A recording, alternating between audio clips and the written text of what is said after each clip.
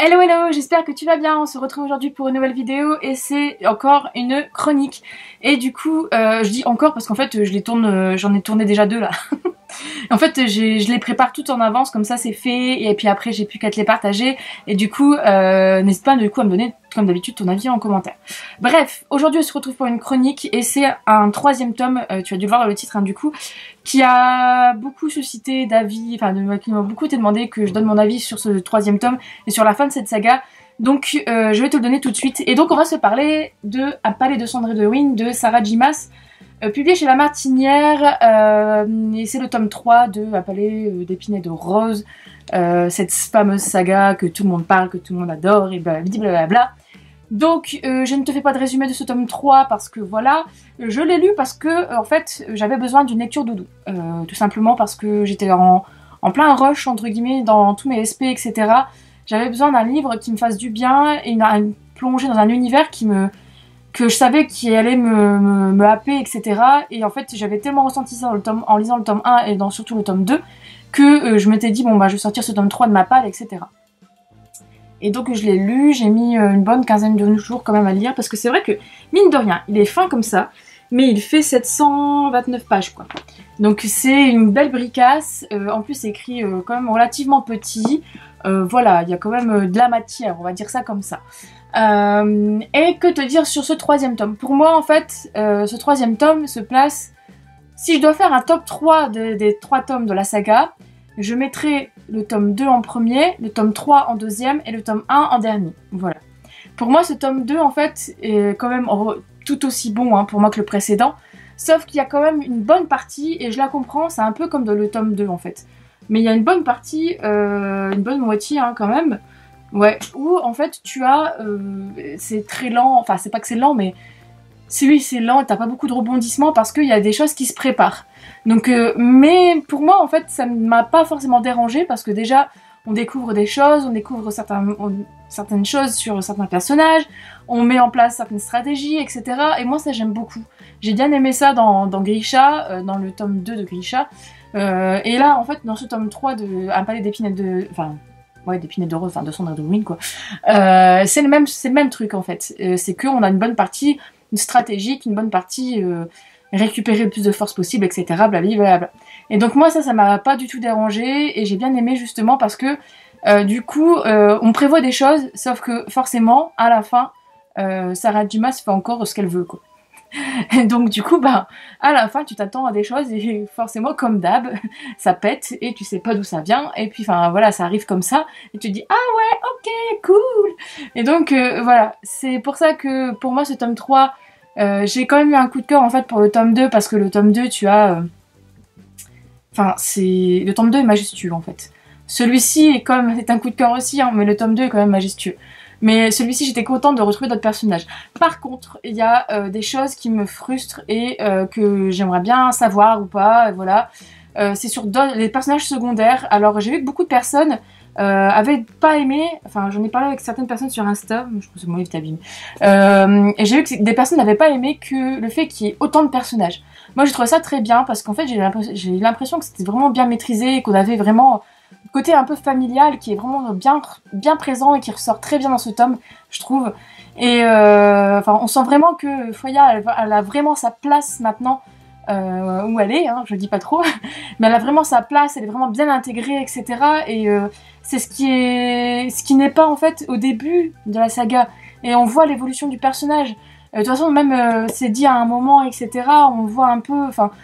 Moi je trouve ça vraiment bien foutu, enfin, j'ai adoré ce côté-là, côté familial, côté intégration et tout, enfin, rien à redire.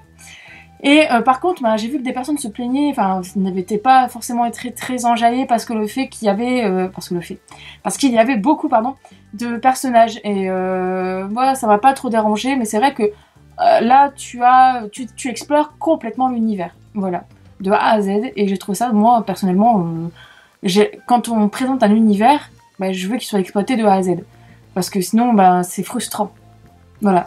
Et donc là, il y a un univers qui est exploité de A à Z. Donc c'est très très bien et je suis super satisfaite de ça. Je prends un exemple d'univers qui, pour moi, j'ai peur qu'il ne soit pas exploité de A à Z.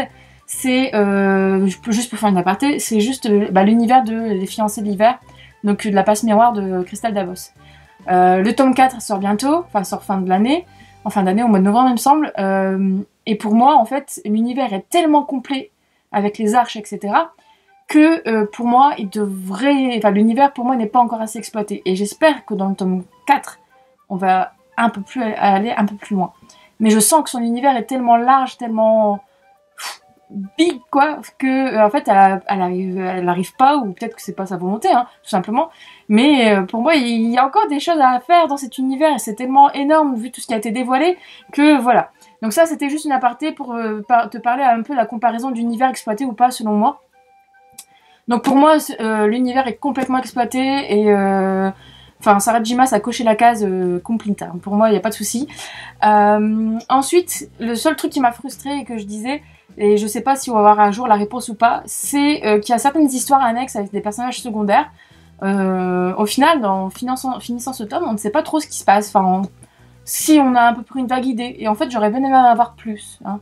Parce que quand t'aimes bien quelque chose, tu veux toujours en avoir plus, hein, on est d'accord. Et donc, du coup, j'aurais bien aimé en avoir plus. Sauf que ça n'a pas été le cas. Et le truc, c'est que, du coup, j'en ai déjà parlé dans un update, mais du coup, peut-être que j'aurai peut-être la réponse d'ici là, mais j'ai pas encore publié la vidéo de l'update à l'heure où je te tourne celle-ci.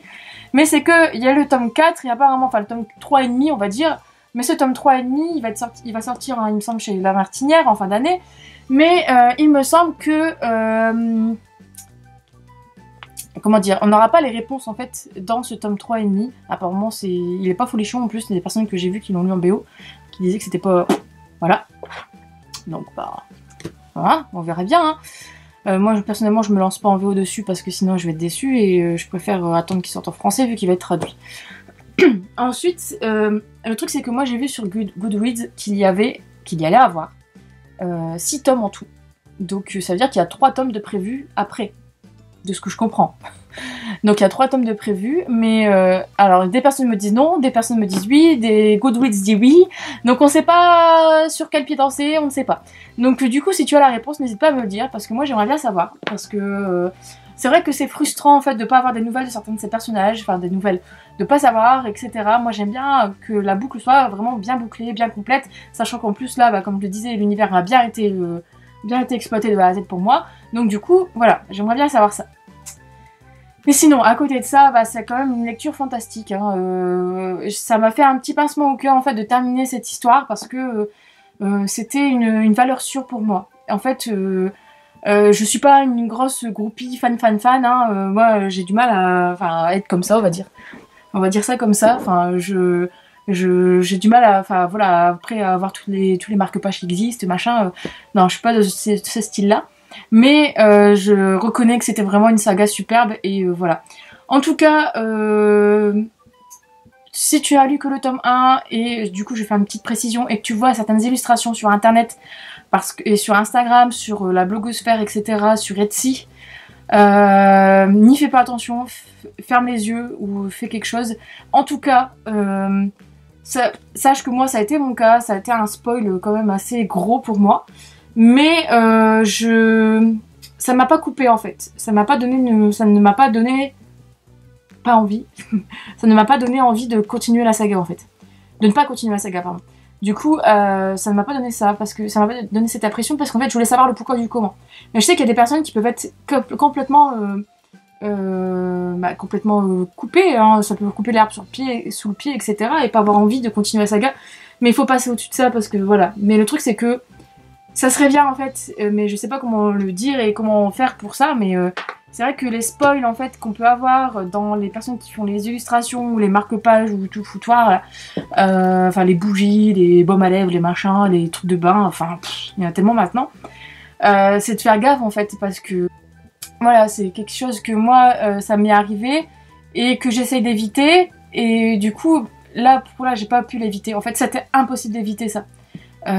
C'était impossible d'éviter ce côté, enfin cette chose-là. Et mais d'un côté, en fait, moi je suis comme ça, j'aime bien savoir avant, donc voilà. Mais en tout cas, fais attention si toi tu n'aimes pas, parce que sinon ça peut te couper. Alors que le truc c'est que il faut lire cette histoire parce qu'elle est vraiment très belle. Voilà. C'était le petit mot de la fin. Du coup, j'espère que cette vidéo t'a plu. N'hésite pas à me dire toi ce que t'en as pensé de ce dernier tome. si tu as un bon avis ou pas, si voilà, au global cette saga t'a vraiment fait adorer, etc. Moi personnellement ça a été une très très bonne découverte, ça a été une saga coup de cœur je pense depuis sa sortie et je pense que je vais même me lire les Kéléana. J'ai le premier tome dans ma palle et je me dis qu'il faut que je le lise parce qu'en fait j'ai envie de retrouver l'univers fantastique en fait de Sarah J. Maas que j'aime énormément. Donc du coup, en attendant que les Kéléana soient réédités un jour ou pas, espérons, ou je sais pas comment ça peut marcher, mais voilà. Et je vais lire les 3 premiers tomes et j'espère que ça va pas se terminer en cliffhanger pour le tome 3 parce que sinon ça serait dommage. Et puis si jamais j'ai envie de savoir la suite, je les lirai en VO s'ils sont pas traduits en français. Mais c'est un peu dommage parce que je trouve que Sarah J. Maas a quand même une belle notoriété avec cette saga du coup en France. Je pense que La Martinière a quand même fait pas mal de ventes. Par rapport à cette saga parce qu'en plus quand tu vois que le livre est à 21,90 €, voilà. Mais même si je me doute qu'il y a quand même beaucoup d'argent qui doit être versé comme à l'auteur et voilà, enfin des choses comme ça. Et puis les frais d'impression ça doit pas être gratuit, mais bon quand tu vois la qualité du papier, ouais. Donc du coup je me dis il y a eu quand même pas mal de ventes je pense sur cette saga parce que on la voit passer partout, elle était partout et c'est pour ça que je parlais des spoils parce que les spoils sont assez présents aussi sur internet. Donc je me dis que Kéléana peut-être a une chance de revivre, j'espère parce que j'ai envie de découvrir cette saga aussi. Voilà, donc bref, je te dis à bientôt pour une prochaine vidéo et j'espère que celle-ci t'a plu.